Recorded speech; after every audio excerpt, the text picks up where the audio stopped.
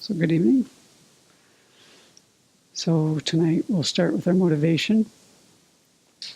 I've been sitting here thinking about how I have this aspiration to train my mind to see everyone as a friend.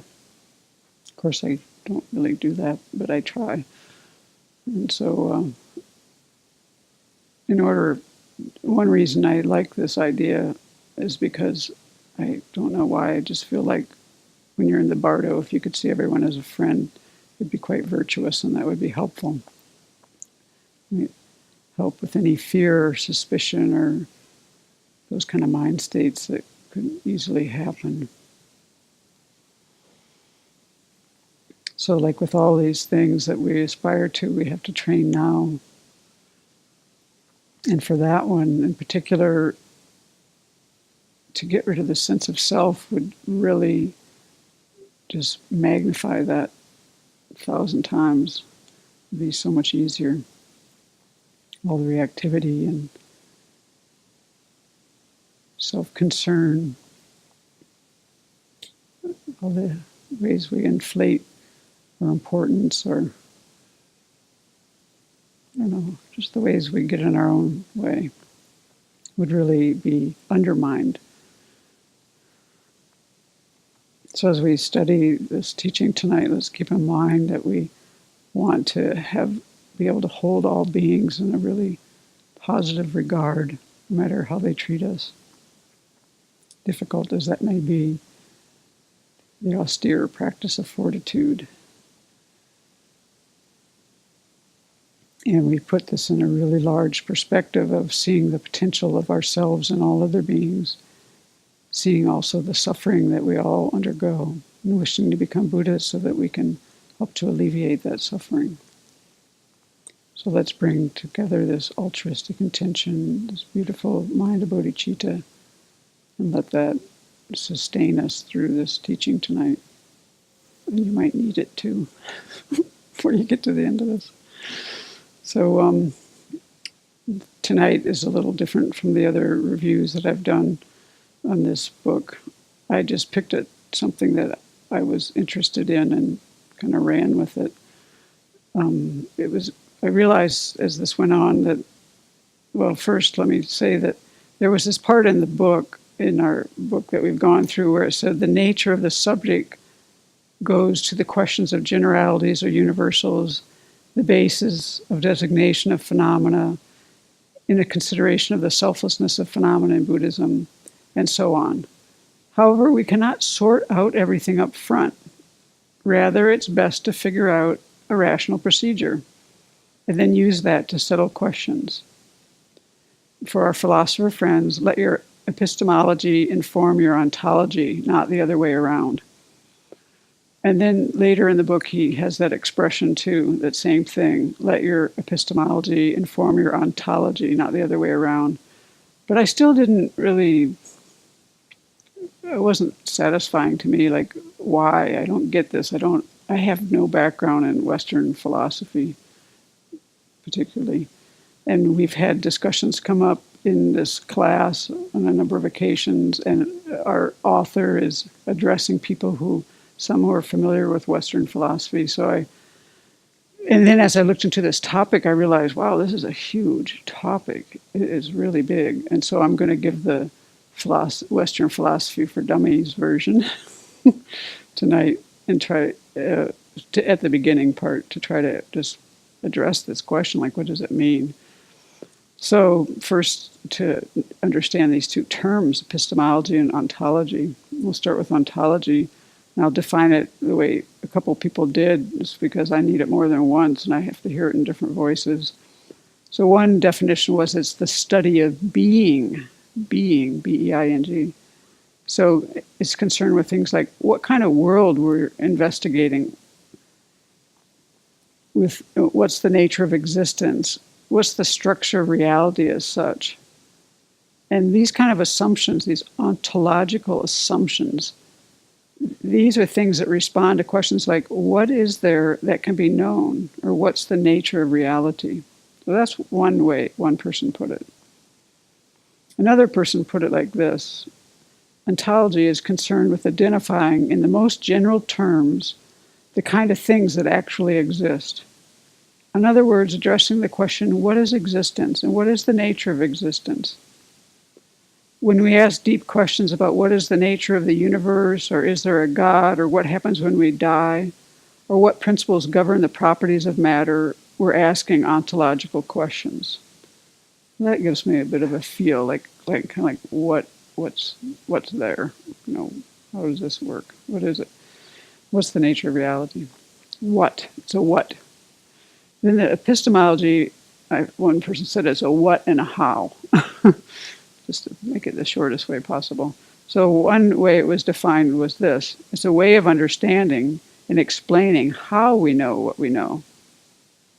So epistemology is concerned with providing a philosophical grounding for deciding what kinds of knowledge are possible and how we can ensure that they are both adequate and legitimate.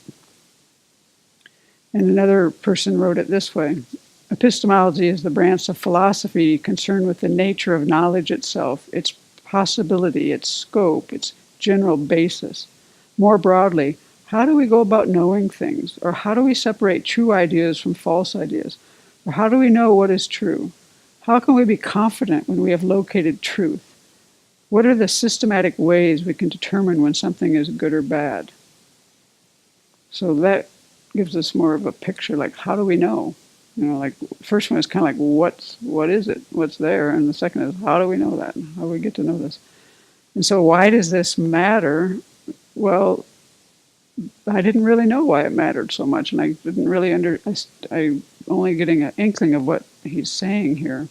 Still, I get the general gist, but what I found is that it matters a lot, and it matters in things that we're actually quite familiar with. And so we'll go through some of that. This is from the Western philosophical world. So this is represented really well by a split between Plato and Aristotle.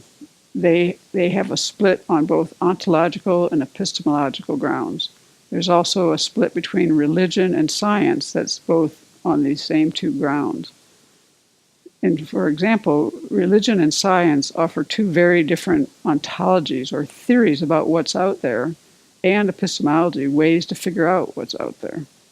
And the split between Plato and Aristotle matches exactly the split between religion and science. So here we are as Buddhists. We're in somewhat of a religion, some people would say, some wouldn't. And we're very much in a science environment.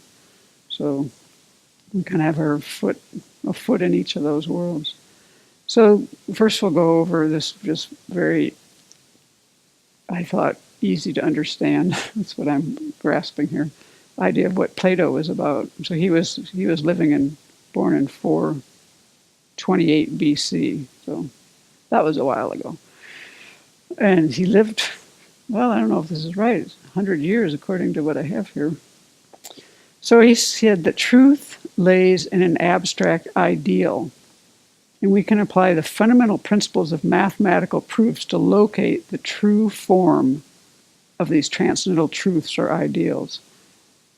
And he goes on to say, the natural world we perceive through our senses, what we see, what we hear, what we touch, reveals only a fallen shadow, incomplete versions of this ideal truth. So for Plato, true forms of natural things or of concepts exist in the way that mathematical truths or forms exist, these ideal forms. So he thought that attempting to understand the truth of things by examining the natural world is not only folly, but it's actually dangerously misleading. So as truth lies in the abstract and exists more clearly in our minds than in the natural world, then for him, philosophical contemplation rather than observation is the road to truth. So only those who have strong control of philosophical truths should be allowed to make important decisions. I guess that might have been part of his spiel. So he didn't think that all the other arts, including poetry or argumentation, he thought those only confuse us more. They trick us into believing false visions of truth. And the example that this teacher who gave this talk said was, we mistake what we see on television for reality, or a cunning lawyer could trick a stupid jury into believing that the guilty person was innocent. So these are examples that kind of have to do with his position. So in a nutshell, Plato's mystical idealism would later be adopted by subsequent generations of Christians to explain the nature of God. So that went on then to Augustine, who was born in 354 AD, what they called Neo-Platonus? I don't know. Neo-Plato. Yes. Sorry, I really am not versed in this, but I can read. And I did understand what I put here. It's really philosophy for dummies. So Augustine translates and takes his concepts of truth and its relationship to the natural world into Christian terms. This world is shallow, fallen version of God's eternal truths, and the pursuit of knowledge has damned humanity. And the source of that in their scripture is Genesis 3. And this is, everybody know? I had to look it up. It's in Christian theology, it's the idea that consuming the fruit of the tree of knowledge of good and evil was the sin committed by Adam and Eve that led to the fall of humans in their theology, right? It was that fruit of knowledge. I remembered that part. So that's one way that they use that kind of idea about ontology, and that was one kind of outcome of it. And that also led Muslim and Jewish scholars to bring these kind of ideas into their faiths after Augustine. So on the other side of that was Aristotle. He was born in 384 BC. And he said, we can apply the fundamental principles of mathematical proofs to locate the true form of nature or natural things. So through the systematic observation and analysis, like breaking down and classifying the natural world, in combination with rigorous logic, we can make true statements about the natural world, and then we can understand what he called the nature of essences, which is like what something is, and the nature of causes, which is like why things occur. Unlike Plato, Aristotle believes that the other arts were very useful for helping us to understand things. He believed that argument, like debate, which is what our class is, right? Or dialectic, is a key ingredient for people reaching understandings. And by arguing over issues, the truth and falsity of the claims become increasingly apparent. Where Plato might have believed that honing such rhetorical arts only confuses the matter. So here the example is, although TV isn't reality, it helps us to understand our own emotions. Or juries should be smart enough to differentiate between which lawyer is telling the truth. So there's like the lawyers are arguing, and as the more you argue and flesh this stuff out, the more the jury hopefully can figure out what's really going on there. So in a nutshell, Aristotle's in-depth treatment of the correct methodology for achieving these types of understanding created what we would now call science, or the scientific method. And then that came, I think it's St. Thomas Aquinas, and he had this argument that kind of brought, he was more on the side of Aristotle. He said, God created an ordered natural world, and he also created man's ability to use reason. So therefore, rational philosophy, like the Aristotle analytical method, is a valid complement to theology. God created man's intellect and will, thus celebrating and developing human freedom, intellect, and this would promote God's will. That's his first two. And then, if God created an ordered natural world, man could and should apply reason to understand the natural world, thereby understanding and celebrating the will of God as manifest in his creation. And the importance of this is that, according to this teacher, is that he had a huge effect then on the development of Western civilization, because without him we might be in a world that didn't have science. That would be a very different world. But he didn't really know where his argument was going to take civilization. So that's that. And there's a beautiful painting that this lecturer had, This was painted by Raphael, and he was born in 1510. And it's this beautiful painting that has Plato in the middle, and he's like pointing up to the heavens, and it has Aristotle kind of pointing in front of him out to the natural world, and it encapsulates this whole idea just in this simple thing, which I never would have known unless somebody explained it. It was really, it was a gorgeous picture to see. So then that brings me up more to like the scientific methods. I took a class in the scientific method when I was in college in the mid-70s. And I remember in that, because I started off as an undeclared religious studies and philosophy major, although I didn't take that much philosophy and I don't remember anything about it. It wasn't Western philosophy, it was Eastern philosophy. But I did take this class in the scientific method, which I remember very little, except for that what I remember was thinking when I got done with that class, wow, this is a really powerful tool, and it really can't address all the kind of questions that exist. Like, it was really clear to me from that class that this was great for this, and there was going to be a bunch of stuff outside of that it probably couldn't handle. That was my young mind. So let's talk about this a little bit, some of the misconceptions that we have about science. Like, don't we always use, many of us, the expression that science proved this? Actually, science doesn't prove anything. This is explained very easily by this one author, but it's same with very academic people. This idea is all there. So there's really no such thing as a scientific proof. Let's see. Proofs only exist in mathematics and logic, but not in science. So math and logic are both closed, self-contained systems of propositions. And here I want to insert one thing, because I remember when I was researching this, I went to a book in Buddhism where they talk about the Four Noble Truths as propositions. But I so clearly remember listening and transcribing teachings by Bhikkhu Bodhi saying the Four Noble Truths are not propositions. Propositions are statements. The Four Noble Truths are like actualities, facts. They're not like statements. So that's an important thing, and that's even in this very Buddhist book that, their whole premise is on that, but I don't think that's the way it's actually held. Anyway, but mathematics and logic are both closed, self-contained systems of propositions, which is what logic is all about in Western logic. It's all about propositions, the statements, and all that. Science is empirical and deals with nature as it exists. So the primary criterion and standard evaluation in the scientific theory is evidence, not proof. So all else being equal, such as like the internal logical consistency and various things like how much money you have to spend on your science project, scientists would prefer theories for which there are more and better evidence to theories which they have worse or less evidence, right? They'd want more and more better evidence. But proofs aren't the currency of science. Proofs have two features that don't exist in science.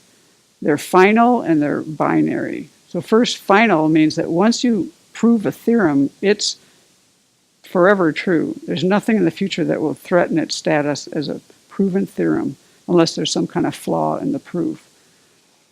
So apart from some kind of error made in the proof, that theorem it's proven, it would last forever. But in science, all knowledge is tentative and provisional. Nothing is final. There's no such thing as a final proven knowledge in science. The currently accepted theory of phenomena is simply the best explanation among all available alternatives. So that's a very different thing. So that's what we see all the time, always changing, always changing. The accepted theories is contingent on all the other theories that are available, which change all the time, and so it's always getting better theories, more evidence. So no knowledge or theory is final. And then proofs are also, like he says, like pregnancy. They're binary. So a mathematical proposition is either proven, in which case it becomes a theorem, or it's not proven, in which case it's a conjecture until it's proven. So it's like one or the other. There's nothing in between. It's either proven or it's a conjecture. So in science, though, the theories are never absolutely false and never absolutely true. They're always somewhere in between. There are always some theories that are better and more credible and more accepted than others. So if that's the case, then it's always a matter of more or less rather than either or. It's not one or the other. It's kind of like you're pregnant or you aren't pregnant. There's no in between. That's what he meant there. So, yeah, I think that makes the point. Okay, so then, based on that, the thing I was kind of interested in was then what's happening in science, really, in a way. Like, and that's science, even the scientific method, not science, the scientific method is not all that clear-cut in a lot of ways. Even in what we call hard science, which they call qualitative science, quantitative science, quantitative researcher, even there is a subjective choice, like you have to choose what statistics you're going to use, which makes a huge difference, as anyone knows who knows anything about research. And there's also the researchers' perceptions and what they interpret. They're utilizing that all the way along when they make decisions in their methodology, because methodology is hugely important, to the point that some people say as assumptions shape the outcome of the research, and choices made about the research methodology profoundly affect what I find. So that makes all kinds of sense to me. And it gives us a more realistic way to look at the scientific method. So basically what it means is that these philosophical assumptions that a researcher might have and all that kind of stuff matter, because it comes up in the decision making, even in the hard sciences. So then from an ontological perspective, the researcher thinks about all these various issues, like, does the world exist independently of your perceptions of it? Or does the researcher think that it depends on what the researcher sees, whether there's, is this like the reality that we see, is it experienced in a constructed reality that depends on the human conception of it? There's kind of like two ideas there, and they're very prominent in science, in the thinking about it. There's a lot made of this, but that's the simplest I could make it. Is like, is it just like, kind of, to me, I think of it as like, are things there inherently, or are they just like conceptualized at some level, designated? But there's some, I don't want to put that in there exactly. But anyway, it's these kind of things, your ontological perspective pertaining to the reality of the world, and then your epistemological perspective pertaining to the knowledge of the world, all those things are going to mix together. So here's the way, in simple terms, they say, I don't think this is so simple, but your ontological view of knowledge as reality that exists separately from a learner's interpretation means that this knowledge, epistemologically, can be obtained from objective observation. Are you getting that?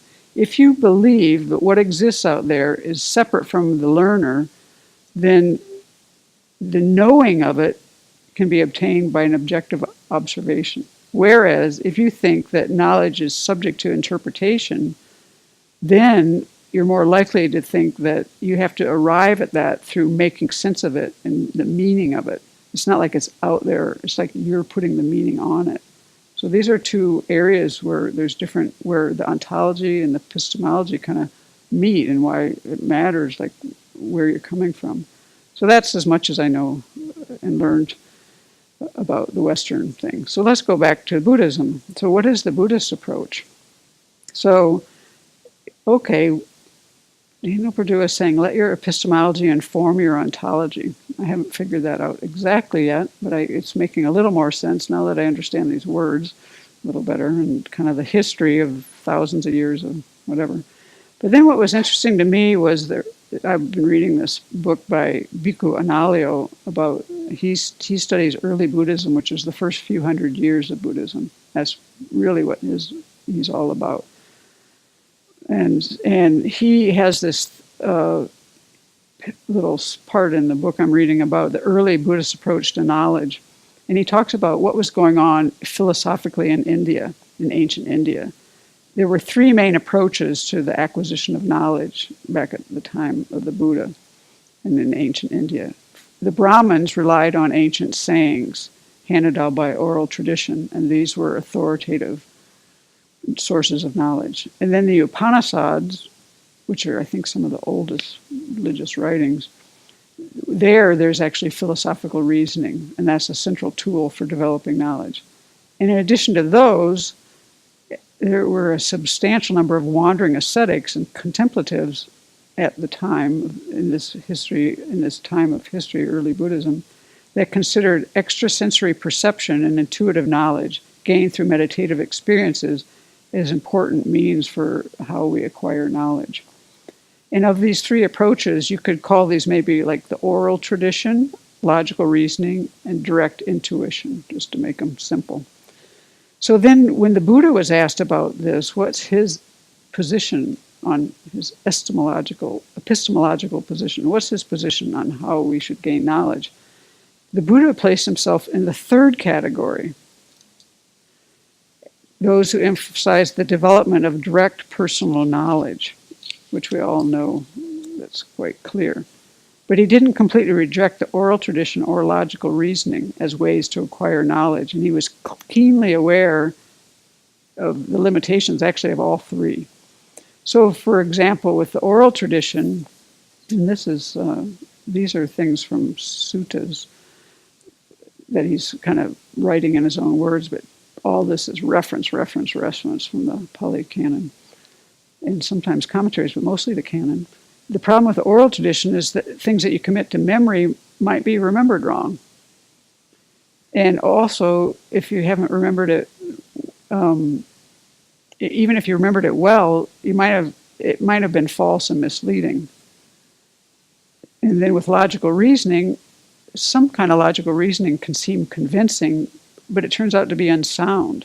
That's how I felt when I was that age in college, and I started getting into philosophy. I was like, this is very logical, but it makes no sense. I kind of moved on. My mind couldn't kind of go with it. I also used to have a lot of arguments with my former partner where I would win my logical arguments because I was so logical. It was just horrible. It's horrible. It was just such a bad experience to win these arguments when we were both so unhappy. It was like, for me, there was always like this falsity to logic if it was logic alone, you know. But I think it wasn't such good logic, basically. I'm not against logic, obviously, but I wasn't having very good logic. So the other thing with logical reasoning, it might not have. Let's see. What you haven't remembered well, actually, and what doesn't appear to be logically, might actually be true. You know, they could have not remembered it right, but you know, it might not have been well remembered, or it doesn't appear to be perfectly well reasoned, but it might actually turn out to be true. So these were some of the reservations that the Buddha had. But he also had reservations for the direct knowledge that was gained in meditation. And he said, in this one sutta, which I really didn't have enough time to go into this as much as I wanted to. I know Venerable Chodron quotes this sutta in some of the books she's writing, but I didn't have time to look at that. It's called the Brahmajala Sutta. And it's he's talking in there how this direct, if you solely rely on this kind of direct extrasensory knowledge, basically meditation alone, it's caused a considerable number of mistaken views. So there's this, in this sutra, there's like all these wrong views, 62 wrong views are presented. And when Bhikkhu Bodhi, or I think it was Bhikkhu Analayo who maybe did this survey, he found that of those, the ones that were using direct meditative experience were the most frequent cause for formulating these wrong views. Of the 62, 49 were from meditation. And speculative thought, or like debate, reasoning, that had only 13 cases of wrong views. And then the Buddha goes on in the Udana, which is the utterances of the Buddha, short and beautiful. He has this, I didn't realize it was the Buddha who taught this, but once explained the dangers of relying solely on your own direct experience with the help of a parable of the blind men and the elephant. So all these blind men, a king had several blind men, each touch different parts of an elephant. And when questioned on the nature of the elephant, each blind man gave an entirely different account. And when you read the sutra, it's very short, but it's kind of cool. And each of them, unfortunately, thought that their direct experience was the only right and true description of the elephant. So one thinks it's like a pot, one thinks it's like a hose, one thinks it's like a wall, just they're all like, so what each experience was true, empirically true, but their own personal direct experience revealed only part of the picture. And the mistake that each one made was to conclude that their direct knowledge gained through their own personal experience was the only truth. And so that anyone disagreeing with them must be mistaken. So, and then there's also another sutra where someone had supernormal powers, direct supernormal knowledge, and it gave him the wrong assumption about the workings of karma. That's also in in the Pali Canon. So anyway, this parable shows that even our direct knowledge, our direct experience of things might be only partial, and you shouldn't grasp at these things dogmatically. Let's see. So he's not really, although there's an emphasis on direct experience from the Buddha, he's not saying reject the oral tradition. He's not saying reject reasoning. These are things that need to be a part of the mix. And then this part, because this book is about mindfulness, the Satipatthana, then he goes on with a little bit more that relates to that. And Bhikkhu Analayo says, nevertheless, direct experience constitutes the central epistemological tool in early Buddhism.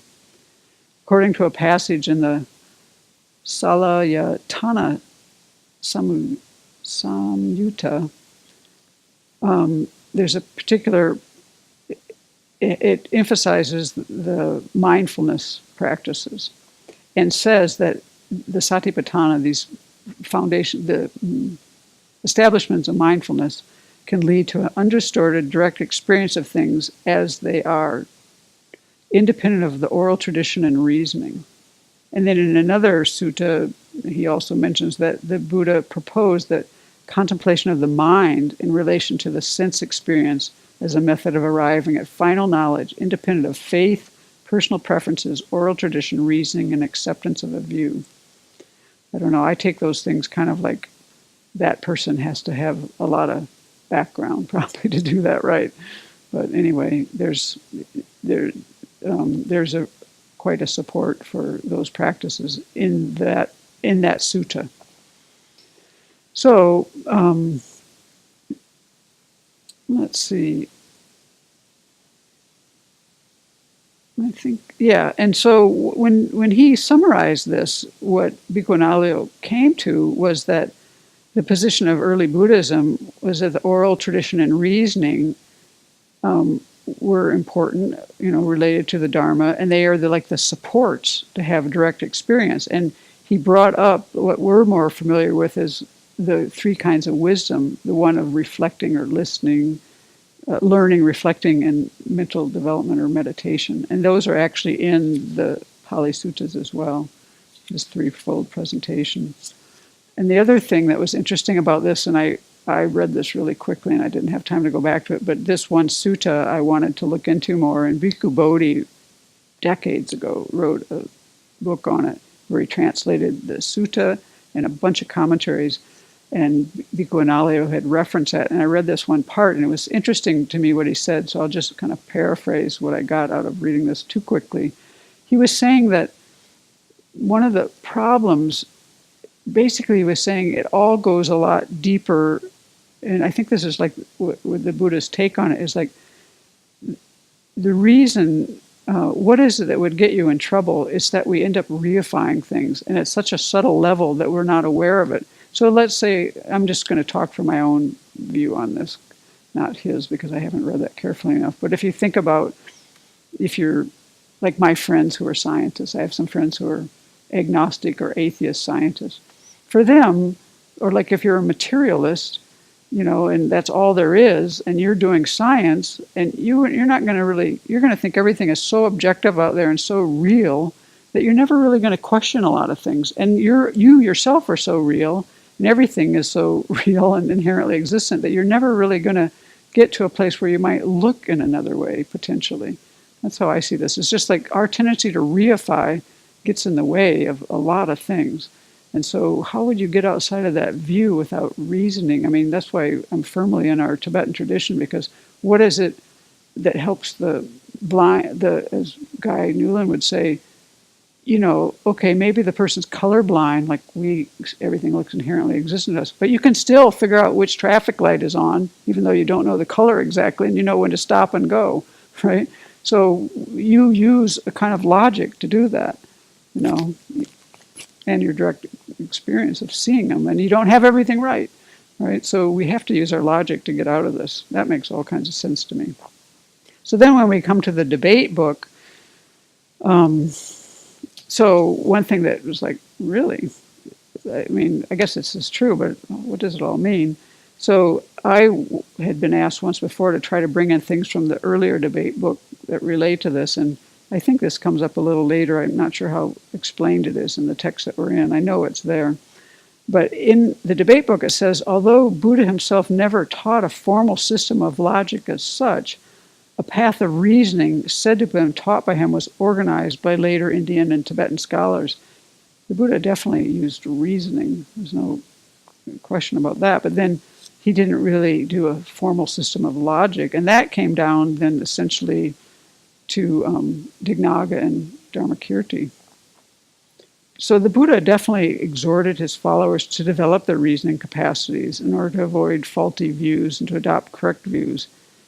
And the Buddha is purported to have said, although the reference for this is, I think, is hard to find. I wonder if the original reference has been lost. I've tried to really figure out where this came from, and I saw like 2 or 3 different things quoted, but I think actually that it's mostly true what it says in the debate book, that the source of this passage in sutra is indefinite. It's reported by several authors as being from sutra, including His Holiness, other Tibetans and others. But it's this thing about where the Buddha says monastics and scholars should analyze well, like analyzing gold, through scorching, cutting, and rubbing. My words are not to be adopted for sake of respect. So there's like 3 potential sources I saw for that, but none of them was so clear, and I couldn't get to all the references. So this is what essentially was then formulated by Dignaga and Dharmakirti. They were the ones who formulated a theory of knowledge in accordance with the scripture. So Dignaga was born in 480 AD and Dharmakirti in 600 AD. So one of the purposes of Buddhist reasoning that they addressed as well was to establish the Buddha as a valid teacher. And so by showing that the Buddha is a valid teacher, then we can take his sayings as validly established. And so I'm going to go through this in a way that we've been taught these things in a number of times in different classes here, but I'm going to go through this kind of, I want to say lightly. So anyway, this is important for us to establish the Buddha as reliable and valid. And so I want to spend our time looking at this analogy of the gold, the person who tests gold to determine it by scorching, cutting, and rubbing it. This is what's laid out in the debate book. It's all from that. The Buddha's words similarly are to be tested in 3 ways, by 3 kinds of analysis, and also by 3 kinds of valid cognizers. So we have direct valid cognizers, like our direct perception, sense cognizers, things like that. We have inference through the power of the fact, and inference through belief, which Venerable's taught on a handful of times here. So this sutra passage about the analogy of the gold is basically saying that even though something is the speech of the Buddha, we shouldn't accept it, but we need to investigate it. And having analyzed it, then you can accept it. And so the 3 valid cognizers These are correct consciousnesses. They inconvertibly realize three types of objects of knowledge. There's the manifest phenomena, the slightly hidden, and the very hidden phenomena. So manifest phenomena or manifest objects, these are things that we can see, like forms or sounds, and these phenomena are impermanent that we're seeing. They're apprehended by just our ordinary direct perceivers, things that we're quite familiar with. And then there's the slightly hidden phenomena, like the impermanence of sound is slightly hidden. You have to figure that out through the power of the fact, through inference by the power of the fact. And this is explained as like by the power of the nature of the object, such as the heat of fire. And that will be explained a little more later. And then the very hidden phenomena, these are things that also are only accessible to interferential cognizers, but this is through the power of belief, being scriptural inference. So this process of testing the Buddha's words involves a kind of investigation, and you're looking for non-contradiction. So the teachings must not contradict the three kinds of analysis: direct perception, inference through the power of the fact, and inference through belief. And this is the same way that the gold, the assayer tests the gold: scorching, cutting, and rubbing. Those are correlated with the three valid cognizers, and there are three objects. So it goes kind of like this. So when they test the gold, why is this? Yeah, let's see. There's a similarity. Yeah, scorching is similar qualitatively to our direct perception. Cutting is similar to the inference by the power of the fact, and rubbing is similar to the inference through belief. So the first one is scorching, by burning. That in the same way that the disciples test the Buddha's teachings on the manifest phenomena through analysis of their own direct perception. So just as manifest flaws in gold are analyzed by analyzing its color after scorching, so one analyzes the objects of expression of a passage with a direct valid cognizer. If a passage teaches something, some manifest phenomena, but that is not contradicted by direct perception, then you could accept it. For example, if the Buddha said that fire is cold, this is contradicted by our direct perception that fire is hot, so we wouldn't accept that. So that's kind of established something with a direct perceiver. Then, let's see, and we can establish with direct perceivers that an object is a form, such as it's a shape and things like that. But in order to establish something like impermanent phenomena, in the beginning you have to rely on a logical sign, which is what we're learning about in this course. A sign or a reason. So just in this way, like the manifest faults in gold are quickly shown by scorching, but some faults are more subtle and they're hard to find. So you need a closer investigation. And this is how the person testing the gold then cuts the gold ore into sections. They cut it. And it's the same way as we analyze slightly hidden faults of gold, we analyze the internal faults through cutting and sectioning. So you analyze an object of expression of a passage by inferential cognizer through the power of the fact. So if that passage that's concerning some slightly hidden phenomena isn't contradicted by inference through the power of the fact, then it's suitable to accept it. This is basically because you can't see these things directly. You have to use inference. So that you have to rely on logical signs or reasoning. So, for, say, that a form is an impermanent phenomena is the example that they're using here. You rely on this logical sign. It would go like this. A form is an impermanent phenomena because of being a product. The form is a product, and whatever is a product is necessarily an impermanent phenomena. Therefore, a form is an impermanent phenomena. And this is the stuff that we were learning in the last weeks, that you have to understand, you have accepted that reason or sign already, things like that. So then what was interesting to me is that to recall, and I don't know why, I just never put these two together. I'm always like in the logic world, and then I'm in this other world. But this subtle impermanence is actually the first of the four seals. All products are impermanent phenomena. And Daniel Perdue, or actually this book goes on to say that all four of the four seals are slightly hidden phenomena, and they have to be initially investigated through dependence on logical signs. So the four seals were all products are impermanent phenomena, all contaminating things are miserable, all phenomena are selfless, and nirvana is peace. That's his translations. So eventually we can know these things by direct perceivers, but at first we have to approach them internally through reasonings and signs. So it's like testing the gold. First we analyze the Buddha's teachings on slightly hidden phenomena by looking as if inside with a careful reasoned analysis. And then the very hidden objects of comprehension or knowledge, they have to be realized by inferential cognizer through belief, the scriptural inference.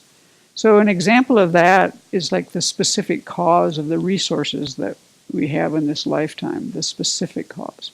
So this is what we saw when we were studying Precious Garland, where Nagarjuna said, from giving, resources arise. And so that indicates that from some accumulation of action in a former life, now you're able to enjoy these resources later.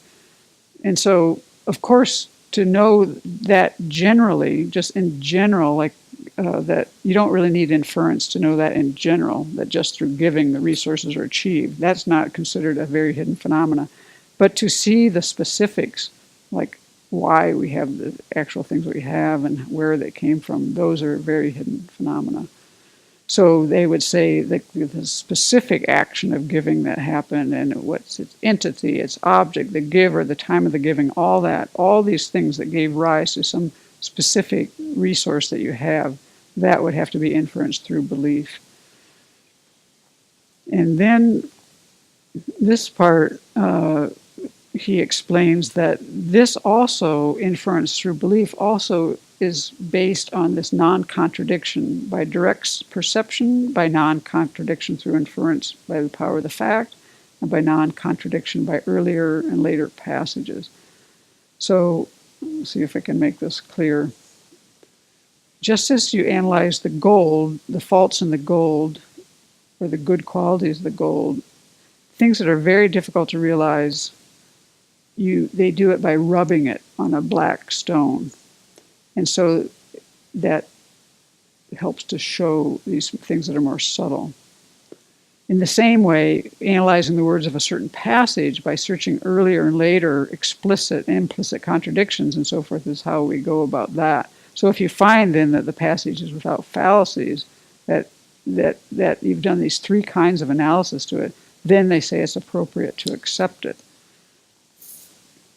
So this is like when they talk about the rubbing the gold on a black stone, you're trying to see if it's pure and malleable enough to actually leave a shine on the dark surface of the stone. And like through inference, in the same way they're saying inference through belief requires reflection on earlier and later passages. So then this section goes on to explain that you're not just looking for internal, or you're not just testing internal consistency with these, but it's also a very rigorous reasoned analysis.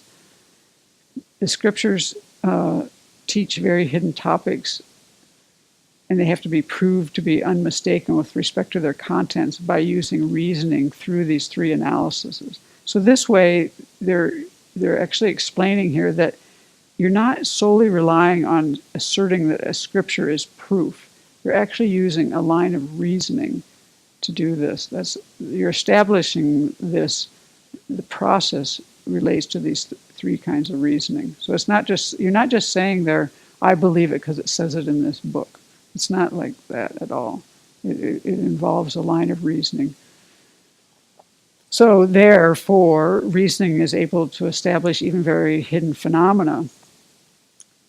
But the only way to really prove that, you have to be able to take the word of the Buddha as valid. And that's why you have to establish the Buddha as a valid teacher, which is what I think it's the second chapter in Dharmakirti is all about that. Does anyone have any questions or anything? Comments? That's all I prepared, so we might end up early tonight, which would be wonderful. I usually don't get through 12 pages so fast, but I didn't have much to add to this. It is what it is. For me, this was helpful because I just don't know anything much about Western philosophy, and I couldn't understand the comments people were making. I couldn't even respond to their questions because I didn't have enough background. And, I want to have enough understanding. Well, I believe in evidence-based medicine. I like using science. But I like also knowing how far something can go. And the same thing with what we're doing and what we're doing. I like to take a look at it and what are we really doing here, and how does it add up, and does this make sense to me? This helps me to develop my conviction in what we're doing. That's my purpose. Yeah. If it's about Plato, I have no idea. Me either. I can't spell his name. That was easy. No, it was. It's just interesting how, for instance, direct experience can actually lead to such different interpretations. I had a close friend who was a Taoist, and she did a lot of meditation, but the conclusions she was coming up with were so wildly different than a Buddhist meditator would have come up with, who was doing the same kind of... Yeah, you just really have to have a context to make all of this work. The Buddhist worldview is like the first thing Venerable ever teaches, because it just doesn't work otherwise. Especially when you talk about something like a serenity type meditation. What did your friend meditate on? Do you know? What kind of things did she do? I've met some guys at the prison from the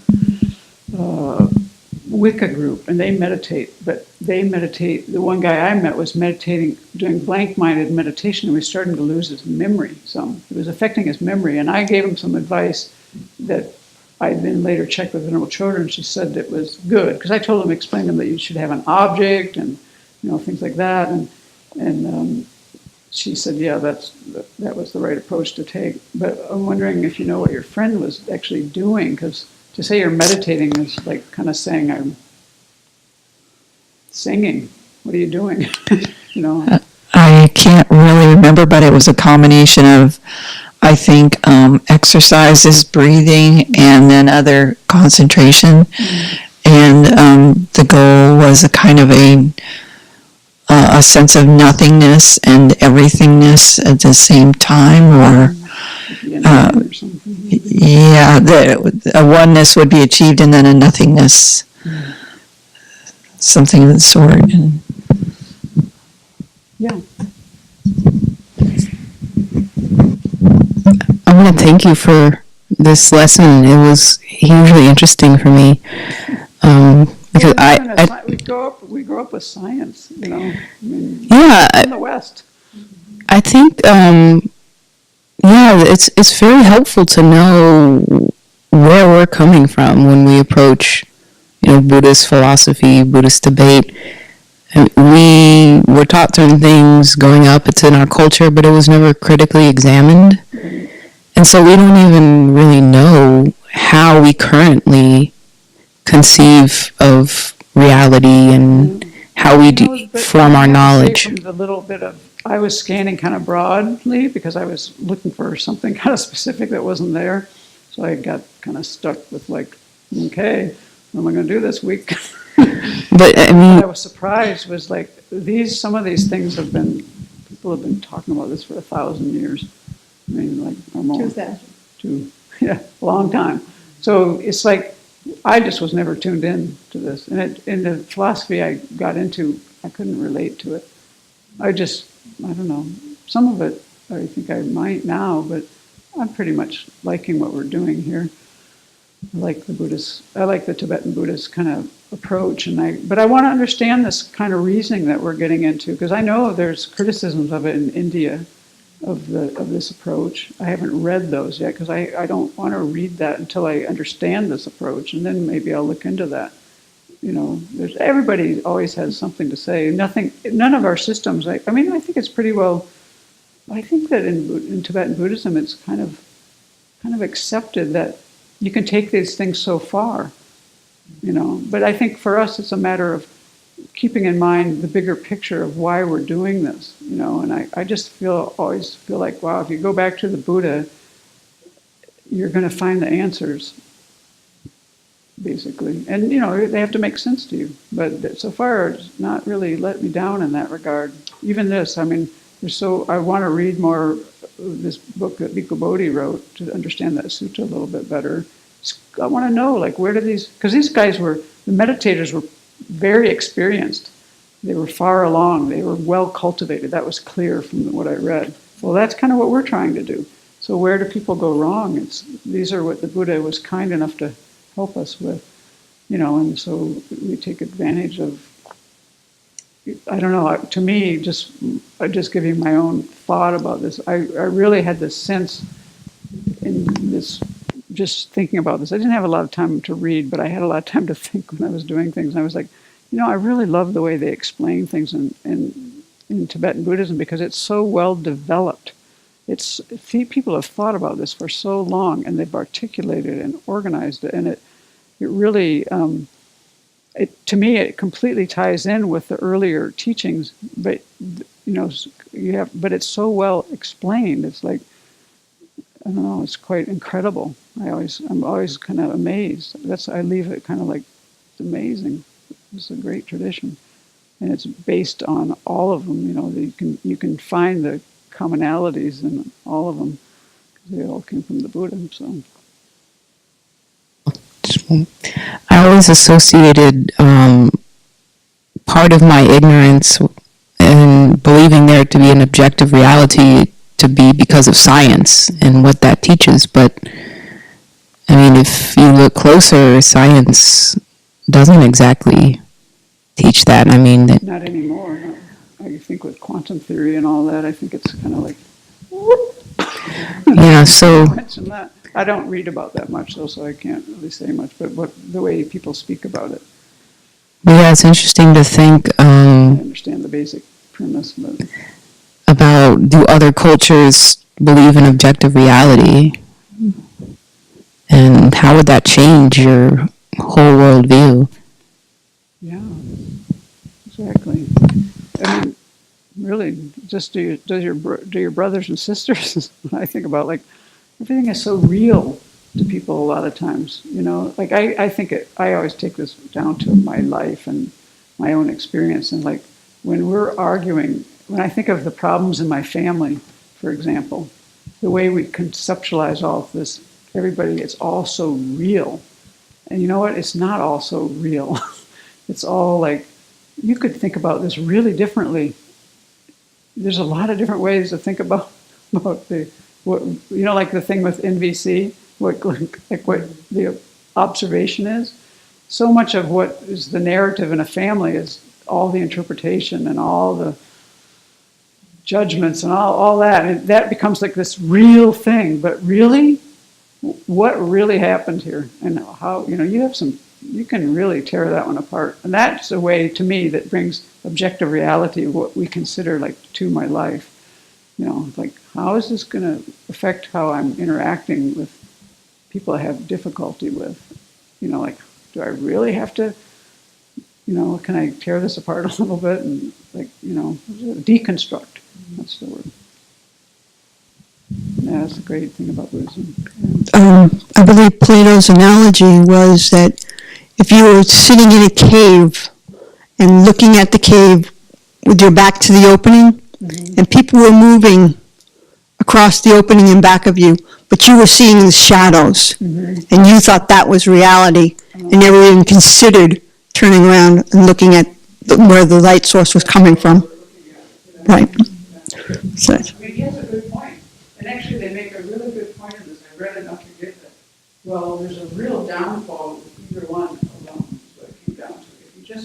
If you just go on like observation, you don't have any logic to hold it together. So I don't know, maybe this is what Daniel Perdue had in mind. You know, we have this tool of how we go about our knowledge, and from having a valid tool, I don't know, I want to ask somebody who knows something about this. I'm trying to still to understand it. You know, by having a way of gaining our knowledge that's credible, like this system of these syllogisms, for example, you know, the three modes of the sign and all that. I mean, if all that works, and then you can then take that and contemplate that and then understand the meaning and all that, then we've really kind of taken, and we are always saying those eventually go back to direct experience. We're kind of combining all of them, which is what I think what Bhikkhu Analayo was trying to say. But then when push comes to shove, then we have to get to a direct perception.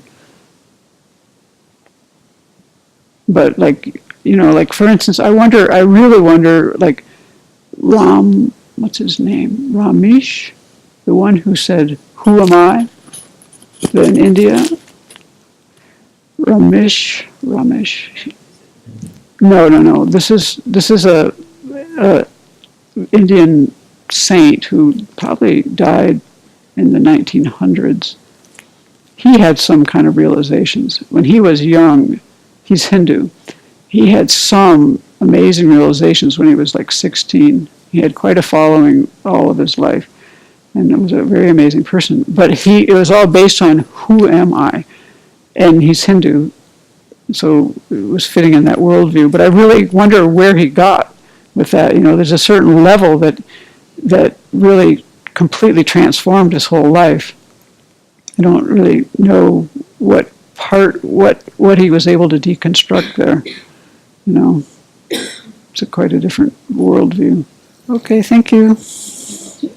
Yeah, you're welcome. And then we'll dedicate. You want to think about, we have a lot of people that we know right now who are really having a lot of health problems, and then so we'd like to bring those people to mind, serious health problems. And then, of course, all the different refugees and the different political situations from, I don't know, pretty much every continent, maybe not Antarctica, but most of the other ones. So let's bring to mind just dedicating our merit to there being more peace and harmony in this world immediately, long life and good health to anyone who's struggling, and our eventual Buddhahood to be able to help beings.